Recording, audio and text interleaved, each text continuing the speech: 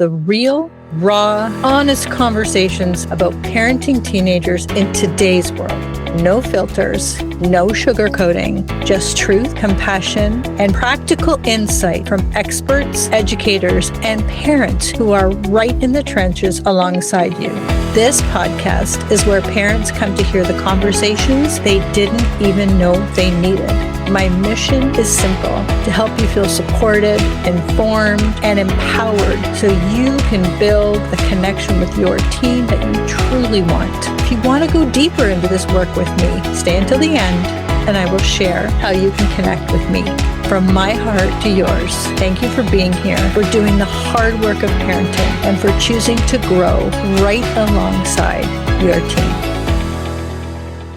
Welcome to another episode of Parenting Teens Advice Redefined for Today's World, where we have the real and the raw and the honest conversations about what it actually takes to raise teenagers today, and where we get the answers to the questions we didn't even know to ask. And as always, it's not them, it's you, but that's where the magic happens. And today's conversation is one that so many parents need, especially if you've ever felt like everything you are doing to support your kid, but something just isn't landing. Because here's the truth: neurodiversity is not something to be fixed, it's something to be understood. And how we choose to see it changes everything.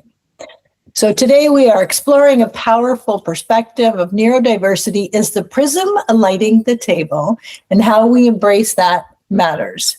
My guest today is Lisa Richer, a neurodivergent success partner, workshop facilitator, and collaborative strategist who works with families, professionals, and organizations to transform stuck into success. Through her clarity, confidence, courage journey map, Lisa guides individuals through three key pillars that we will talk about right here today. Welcome, Lisa Richer. Thank you for having me. That was so well articulated and so in alignment with like the not fixed but understood, how we choose to see it. It's just, yes. Changes the game. Yes, it does. So Lisa, let's start with you. What you're doing, why you're doing it. What is the point? Oh, gosh, who, what, and why. And I like to say who, what, and how. So I'm going to start with what I'm doing. I'm doing this work across the domains of parents, educators, professionals, organizations, and even in the arena, because I truly do believe that neurodiversity is the prism lighting the table. And we need to be willing to go to that messy middle and have these conversations to seek to understand before we're understood. You had said how we choose to see it. Mm-hmm. That hit me right here when you said that. I know we've talked about this when we were talking before the session, but it really is at the core of what I do with Journey to Bloom. I founded the consultancy in part because my kids, I was gifted two children, not just one, but two that are neurodivergent. One that is on the autistic spectrum or autistic, however he chooses to say it that day. The other one, ADHD. I have neurodifferences that I learned about through the years. So growing up undiagnosed, not knowing what I didn't know, and then becoming a mom, not once, but twice over of neurodivergent children with very different needs, very different navigating their situations. How I chose to see it and who I chose to lean into is what led me to turning my passion into my purpose and into a consultancy. I love that. And you described even at the beginning, I described it in the intro, but the prism lighting the table. Let's unpack that. And what does it mean for parents? Yeah. Okay. So honing in on the parents as that prism light right now, right? We're focusing in there. If we are, well, let me ask a question.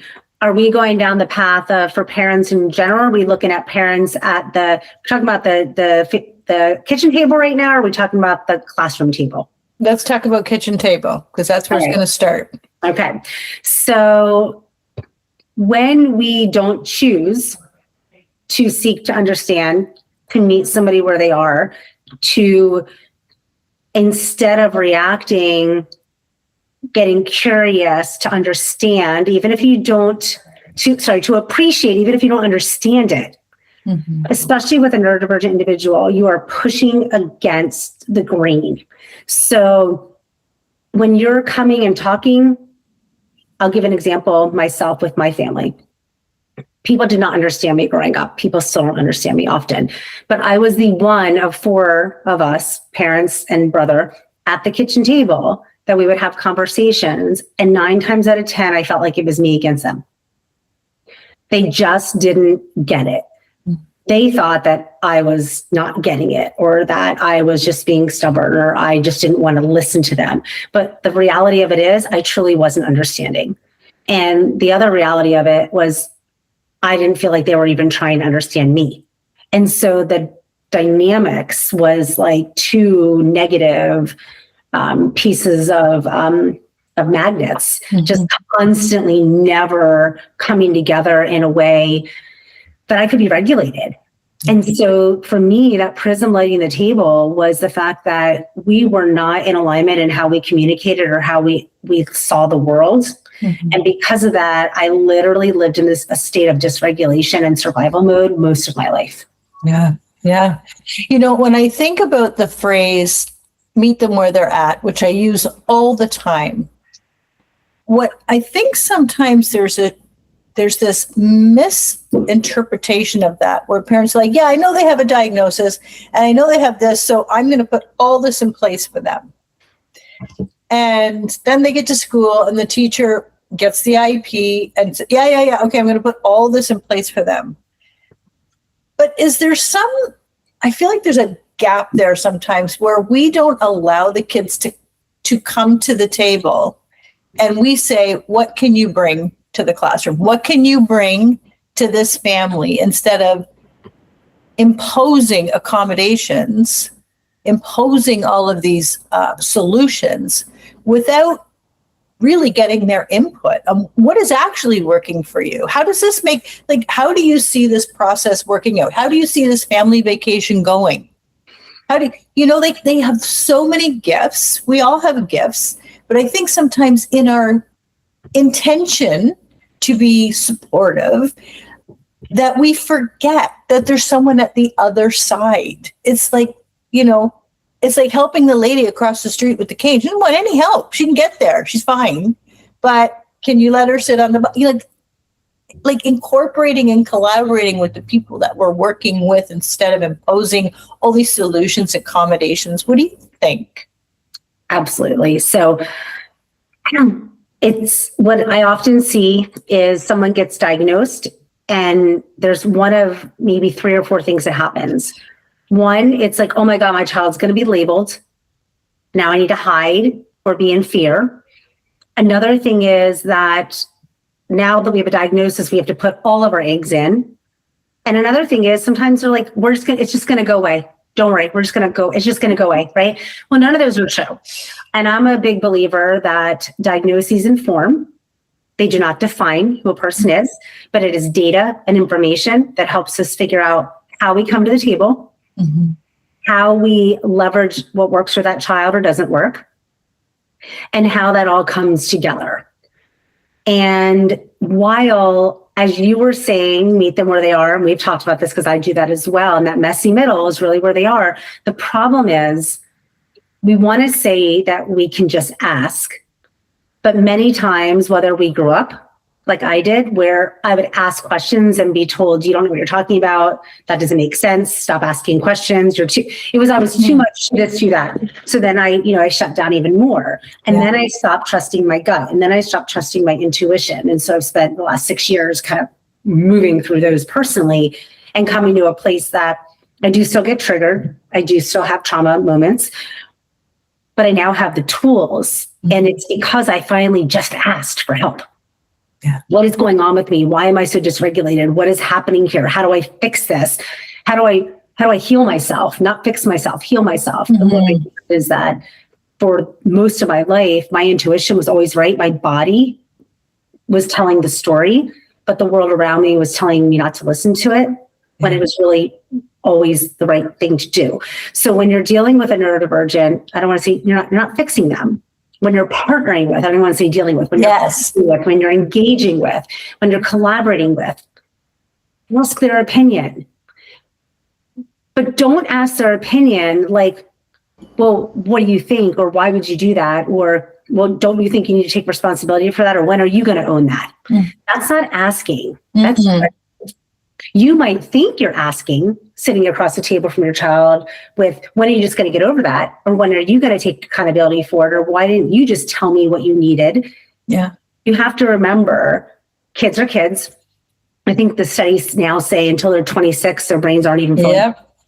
And then as an adult, those of us that grew up being told no, no, no, or otherwise, and maybe triggered, some of those trigger things, when you're triggering that person, you need to take your own accountability for that trigger and not expect that other person to tell you what they need when you have just dysregulated them by your actions. It might be a difference of opinion. The reality is the experience that we experience as neurodivergent individuals is true, despite if you understand it.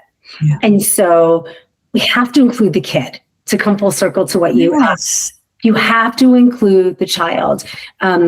And Cheryl, I have, if I may, two things that just came up, one last week. Yeah. So I had a parent who has been with me since her daughter was in third. She's now going to be a rising freshman in high school.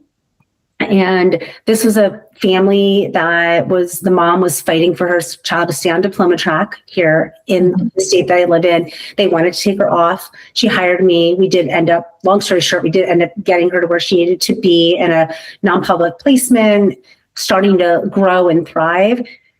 I didn't go to the last meeting. It got scheduled at last minute.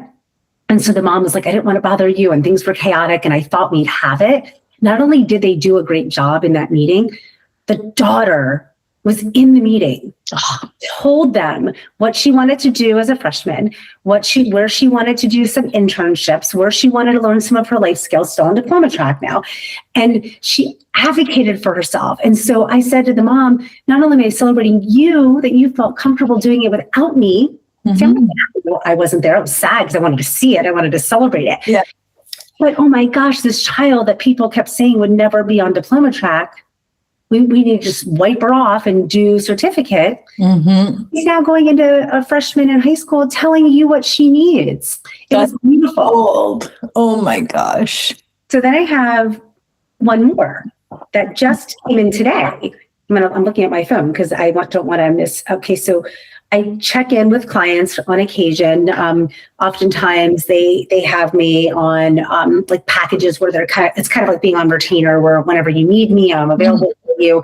Other times parents want me to come into certain meetings. And so if you think of like first right of refusal, those that have me on retainer or, will be more, you get my first because you're my ongoing client. Everyone's important. It's just, you got to have a first and second somewhere.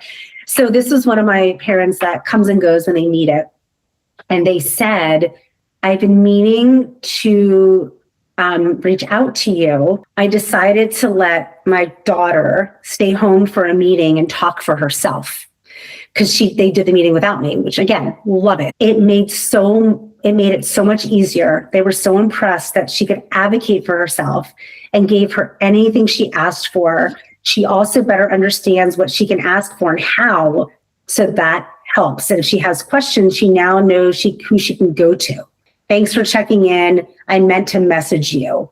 I appreciate you. Oh my. So I wrote back, oh my gosh, I'm so proud of you and for her because this is exactly what we've been working toward. My ultimate goal is for people to say, I don't need you anymore. Yes. When they need me back, like she needed me going in the middle, but then she didn't need me. Then she needed me for like an hour. So she paid me for that. And then we went back. She'll need me again going into high school. But the fact that this child, she wouldn't come to a meeting in fourth. In fifth, we got her to come. She said maybe 10 words. And now in sixth grade, she showed up and shared and understands the process. That to me, Cheryl, is what this is all about.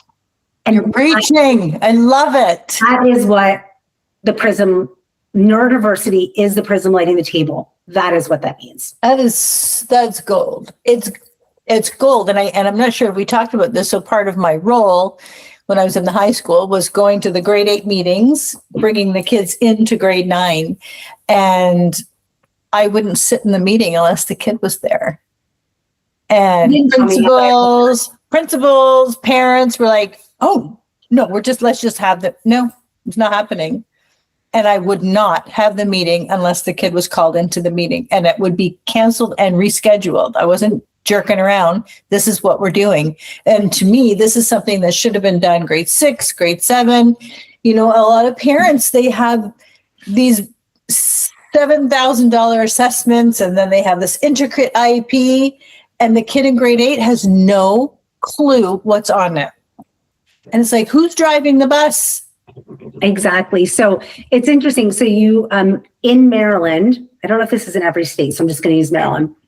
Once you turn 14, you become an integral part by the state, like in the process, you become an integral part. I typically like to bring the kids in 5th grade because that's that first big transition.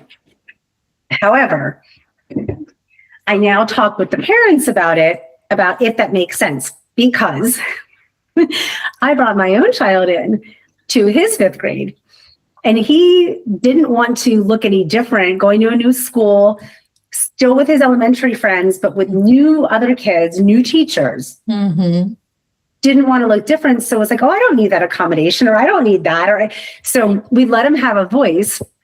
About 4 months into the new school year, he was really struggling with some things. And still to this day, he's now in college, and he literally was just home this past weekend, and he goes, Mom, other kids also have these things going on. And I said, no, you are uniquely you. Mom, it's just an excuse. So he still hasn't really wrapped his head around the fact that his uniqueness is also his greatness, and it's not a crutch. But when you need something different, it's okay to say, I am different.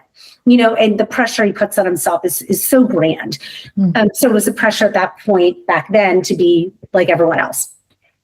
So a couple months in, we had an interim meeting, and his teacher, who happened to be his his science, GT science teacher, she came in and she said, you really do need to use your accommodations. It was an extended time one, and it wasn't on his report. But there was also confusion because the guidance counselor thought that if he did extended time, it had to go across all subject areas, not just when you needed it. Whereas in elementary, you could. Well, come to find out, she was just misunderstood because she misunderstood because somebody else had told her that, and so she thought that's the rule. Yeah. So in that meeting, the person that was the teacher assigned to his case said, no, the math teacher already said that she was having you use it and giving you a little bit of extra time on things. He didn't connect it. But then once he realized it, he was like, oh, I guess I do need that. And so after that, ever since then, going through high school, going through AP testing, going advanced placement testing, going through SATs, if he didn't have those things, the grades that he got and how far he has come, those accommodations, without them, he didn't have equal access to the curriculum like all his same age. I hate to use this term, but non-disabled peers. I don't like that they use that, but that's the terminology that's used. So I say this story to say it's not always a good thing to bring a child in that early. Yeah, I hear you. However, if you think that if you have that conversation ahead of time and then you get into the discussion inside and enough, like I didn't know what I didn't know then because I wasn't doing this work full time that I do it now. If I knew then what I know now, I would have prepped him to say, these are non-negotiables. You might not like them, but they're staying on your plan because they help you here. Yeah. The rest of it, I want to hear your voice. I want to know you have a say in this, but these things are non-negotiables. Yeah. And that's also kind of where I come in often as that objective person working with you, not for you. I don't work for you. I don't work for the school. I work in collaboration with you for the child. Yeah. And that's and that's when it becomes a transition too. I think as they get into, even grade 6, 7, 8, where parents are sitting there with their kids there's this huge shift between I'm advocating for my kid and I'm advocating with my kid. So now my kid is now understanding, maybe it's, intrinsically at first because they're not participating, but they're understanding that they have a voice at the table. Yes. And if we don't start doing that with our kids, they get to grade 11, they get to grade 12, and they have no clue what they're entitled to. And now they're going off to post-secondary. Right. And mom's not coming. Sorry. Or they're off to the part-time job. Mom's not coming. Yes. So, we really need to think about how valuable these skills of kids being able to advocate for themselves. And the only way they're going to get that is not by telling them, is by showing them. Yes. Oh, I love that. Okay, I want to talk about the pillars. I don't want to lose track. So talk about the pillars because I think this is really important. So are you asking me to talk about like the clarity, confidence, and courage? Is that what you're asking me to talk about? Let's touch on that for sure. Okay. So this is I'm going to go here and it's going to be a little bit of a roundabout. I started the business as Bloom Special Education Advocacy. A couple of years later, COVID hit. I rebranded it to Journey to Bloom. When I rebranded it, I have a couple of taglines, but one of them became clarity, confidence, and courage. And throughout the last several years, using this not just with parents for their children, but using it across all the domains that I work in, it's become this journey map. So initially it started out with, these are like my package offerings. Maybe you're starting out at the very beginning, or you're starting out in the middle and you just need to figure out how to build the confidence, or the courage was to go into IEP meetings. What it's transformed into are these three pieces of a journey map. The clarity comes in part with being comfortable, being uncomfortable, and understanding that you can ask for help, that you need support and guidance, and you can't do it on your own, and you don't need to do it on your own. Mm-hmm. And so getting clear on that, and that vulnerability is a sign of strength, not weakness. So you can ask for that help. And then through that, you're recognizing that those gaps are not a problem. They become a bridge to a solution. And then the confidence piece comes into play when we're sitting in that messy middle, and we're recognizing that those differences aren't deficits, they're data. Yeah. And that data allows us to then in depth have those conversations that get our hands dirty in that muck. Mm-hmm. And I like to call it the moose on the table. I think I mentioned you. I thought it was from Canada. Maybe it's not. Yeah. But so you can have the elephant in the room, and you can have where you can name something and tame it, but then it typically gets brushed back under the rug, mm-hmm. kind of like an all or nothing, right? I have all this stuff. Let's put it out there, and throw it all up and see what sticks, right? Yeah.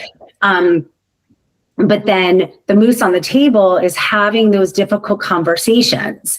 And in having those conversations, and you're shining that light through on what's the prism lighting the table, and your child is in the center of it who's neurodivergent, mm-hmm. and you're figuring out what you know, what you don't know, and what you don't know, you don't know. And you're working together to start to resolve so that you can then solve. Mm-hmm. And then the courage is when you can stay in that comfortable space. And I said uncomfortable, comfortable purposefully, and really work through it together for the betterment of whatever that circumstance is that we're trying to either resolve, solve for, or move forward on. Yeah. So good. And it makes so much sense. I can picture every pillar playing out. Like, it's so clear. I love it. When we talk about systems like advocating in schools or organizations, where do you see parents getting stuck the most when they're trying to advocate for their kid / with their kid? Like, where is we know that there's systems, and they don't all say, yeah, come on. I mean, when I was the head at the department, if there was an advocate coming in, teachers would lose their minds. They would just be like, oh my God, they're going to tell me. And I'm going to, and we do. There are, those advocates that go in guns a-blazing. And I want to speak to that because, you are, in a position where you're not like that because you know both sides. And I have sat on the side of the teacher. I've sat in, I know how administration works. I know how the board works. So I have this really unique position where I'm working with these parents, but also knowing if there's restrictions or there's not restrictions and limitations. So it's great to have an advocate who can kind of see all sides of the fence. But let's talk about those advocacy people who just go in like that is their role, blinders on, you're paying me to set things right, as opposed to the way we work. Yeah. Let's talk about that. Yeah, that hits in my gut. So I was smiling. Part of the reason I rebranded that business from Bloom Special Education Advocacy to Journey to Bloom and rebranded myself, mostly in the schools, I call myself a neurodiversity consultant. Mm-hmm. In business world, I call myself a neurodivergent success partner. They're intertwined. I'm still all the same person, but if they want to see purple, I'll give them purple. I'm always going to be the same person. And so when I was calling myself an advocate, I would come in and people would have their guard up and crosses and the special education was now you're in this box, you can only go so far. And that was partly my reason for changing the name, because you change the name, you change the narrative. Mm-hmm. Just like, when a child gets diagnosed, it doesn't label them, it identifies, it gives you information. And so I started getting people to lean in and be like, oh, what do? You said you're a neurodiversity consultant. What is that? And sometimes they would say, oh, you're an education advocate or you're a special education advocate. And I would respond with, yes, that's part of what I do, but that's not all that I do. And if you want to hear all about my backgrounds and my certifications, I can tell you, but being an advocate is a piece of what I do. Mm-hmm. I'm here to work in collaboration with the parents who hired me, mm-hmm. in collaboration with you as a school team, but I'm really here for the child. And all of us are here for the child. And if we're not, then we need to have a different conversation before we even start this meeting. Mm-hmm. And so that's how I approach it. I'm not here to tell you how to do or what to do. You are the expert in your area. I'm the expert in mine. But together, again, neurodiversity is that prism lighting the table in that board, in that room. Yeah. And the child is the person sitting there in the center that we need to be looking at. So there's a couple of things that I've learned through the last 20 years and really the last 10 to 15. Every advocate is not the same. Just because you call it an advocate, just like saying any car is a car, it's not true. Mm-hmm. Do your homework. You have to decide if you want someone that's going to come in guns a-blazing mm-hmm. and maybe get somewhere, but not everywhere. Yeah. You want to know how much you're willing to invest in a person, how much you're willing to invest in yourself. Remember at the beginning, Cheryl, you said this isn't about them, it's about you. Mm-hmm. Are you willing to let your guard down and invest in yourself to invest in your child? Yeah. Because when people hire me, they hire me to work with them, not for them. And it isn't just as much of an investment in them. We do as much work on what their limiting beliefs are, about mm-hmm. how the school system is going to treat them, how they're the victim and the school system's against them. Sometimes I don't even go to a meeting with a parent until I know that either they're going to let me talk and they're just going to chime in on occasion. Mm-hmm. I don't want them derailing. No. And it took me 2 years with one of my clients to get the mom on board, and then the dad decided to derail. So it is a group effort, but really, if we're not there for the child. And this happened in one of the meetings recently where the child was like, I don't want to do this. And dad's like, but we have to do this. He's like, no, this is my decision now. I'm in high school. So back to what you were saying, Cheryl, and the way that the mom and myself and the teachers were able to just each of us take our own piece and kind of navigate it back to a calmer place. Yeah. That's the advocate that you and I are for people. Yeah. You're not the advocate that everybody is. And it is a big difference. So you get what you will get many different variations of us. Yeah. But you and I are more of that. I'm not going to say a 1%er, maybe a 5%er, maybe a 10%er. There's not that many of us out there. No. And, I'd love to too. I mean, because, and I have to sometimes say to people, I'm not a lawyer. Yeah. Right. I'm not a lawyer and I'm not a tutor. Yeah. That's not what I do. And there are advocates out there who you could compare to a lawyer process where they just keep the fire burning and you never have that end in sight. Whereas you and I both are like, we're working till you don't need us anymore. That's the goal. I would love to kind of go sideways with this because I started thinking about when parents are having a difficult time with the schools. Mm-hmm. And they go into these conversations at home that kids are overhearing. And I would love to reframe or relocate where those conversations are going, because how many kids have come into school saying, my mom thinks, and she pays your taxes and you're not doing, and I'm like, oh my God, I pay taxes. What the hell are you talking about? What are you talking about? I was just talking about that child would do that. Oh my gosh. And so, I know you get into mama bear. Trust me, I know the mama bear thing. I get it. You think your kid's being wronged, but there is no solution, I believe. And you can speak to this. There's no solution to these compartmentalized conversations at home about what's going on at school without everybody at the table, without the whole story.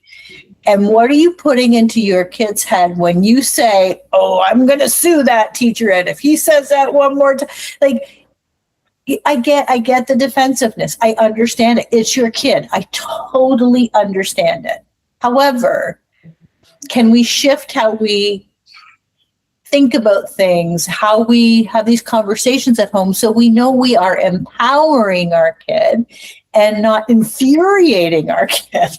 And then they take it back to school with half of their information.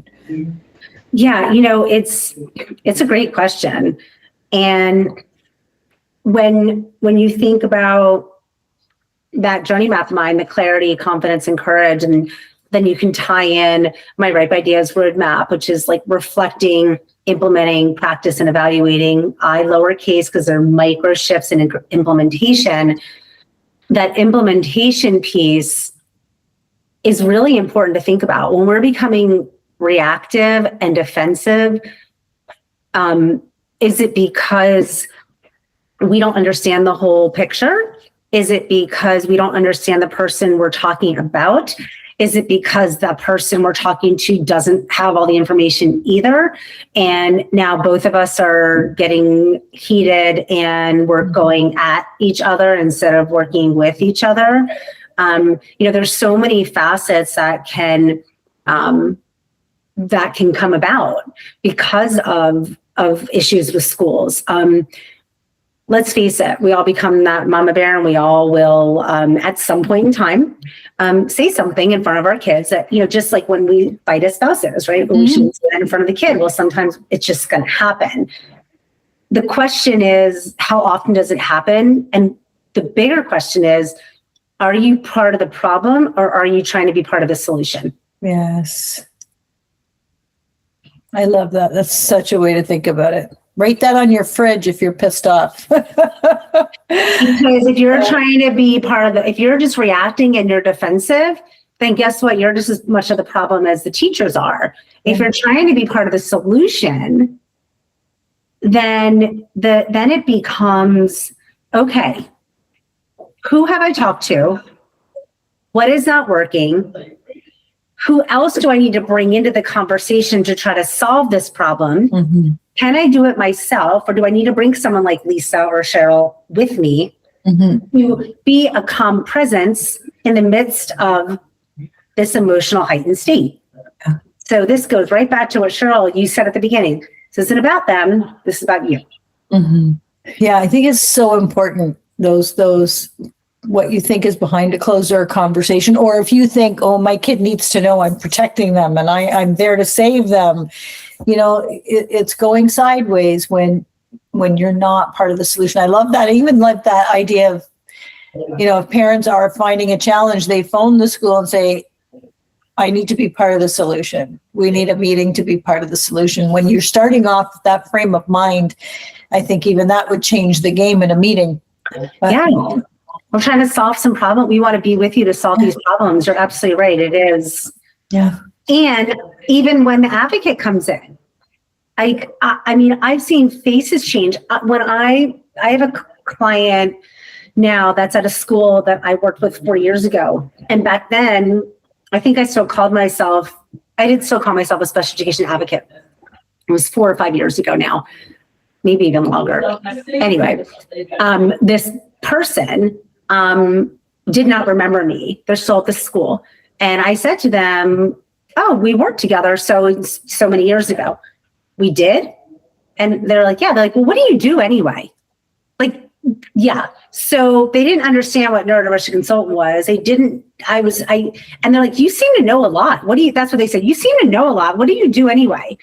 Because I had mentioned, I was naming people like in our central office staff and other county, and they were so confused by how I was so knowledgeable and trying to be super collaborative. Like, how do you know all of this stuff? Or how did you notice that we've been in a meeting for 15 minutes and you've already identified 3 things about the way your facial expression looked, how you looked at me, how you reacted. And, it's always interesting because people will say, you can't know what I do and how I do it in 10 minutes.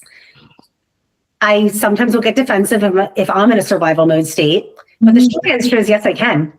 And I do it because I trust my intuition, and my intuition can see things that you can't see because of the way my brain works. Yeah. I am that prism lighting the table when I am in those meetings. Yeah, I love that.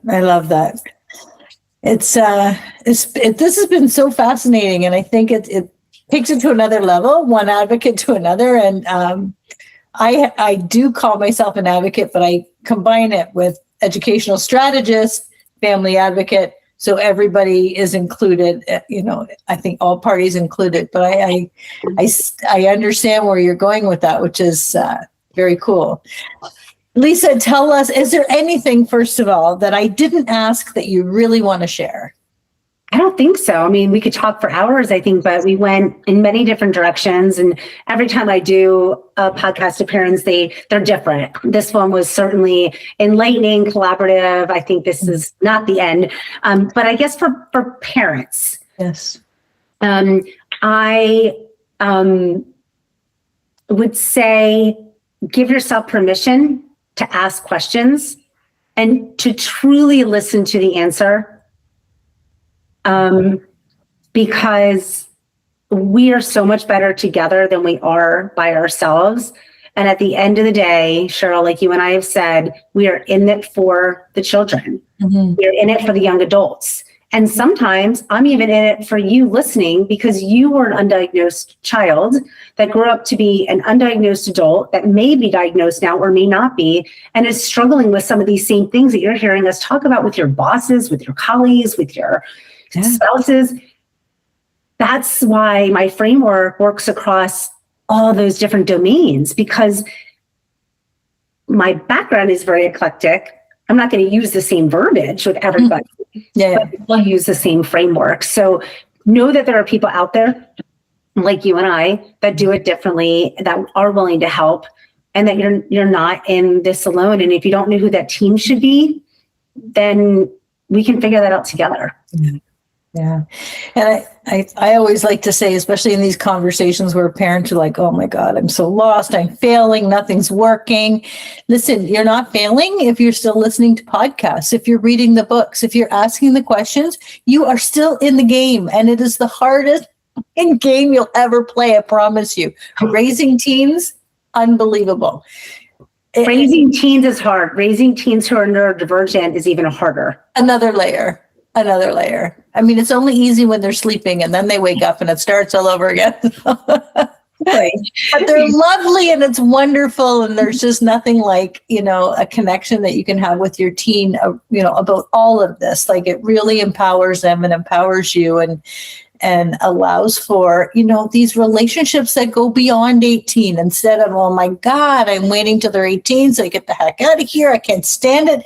And then it turns into, oh my God, I'm 20, they're 25 and they hang out with me on purpose. And my kid comes home. He was home this past weekend. He's finishing his freshman year. And I my husband stay down there. I'm like, no, come home. I want to talk to you, so amazing. I love it. It's just a matter of perspective, isn't it? Absolutely. Yeah. You can choose how you show up every single day. That's what these podcasts are for. Thank you, Lisa. I so appreciate you. This is I love the work that you're doing. I think we need to dive a little more, maybe episode 2, because I want to talk about some other stuff. And it's just such a wealth of experience and passion. I love it. I just love it. Thank you so much. Thank you. And yes, I would be happy to do a part 2. Amazing. And thank you for listening to Parenting Teens Advice Redefined for Today's World. I appreciate your time. I appreciate that you share this with people that you know are going to need it. And I just grateful for all of you. See you next time. Before you go, I really want you to know something. I'm not just a podcaster. I'm a speaker, a published author, and the founder of Insight to Impact. I'm an educational strategist and family advocate with over 25 years of experience helping families and schools support teenagers from diagnosis to IEPs, to interpreting assessments, to high school transitions, and beyond. This podcast, Parenting Teens Advice Redefined for Today's World, is part of my mission to help parents understand schools, support their teens, and feel heard and seen at the table. If today's episode helped you, please subscribe or follow the show, share it with another parent, and leave a review. It truly helps families find the support. And I'm very grateful when you do these things. And if your teen is struggling in school, navigating a new diagnosis, or you need help preparing support at school, you can work with me directly through educational consulting or my 90-day advocacy program. Just visit CherylPankers.com to learn more and to book a complimentary consultation to see if I can help. I know parenting is frickin' hard, but if you're listening to podcasts, if you're reading the books, if you're looking for answers, you are not failing because you're still trying. You do not have to figure this out alone. I got you, and we'll see you next week.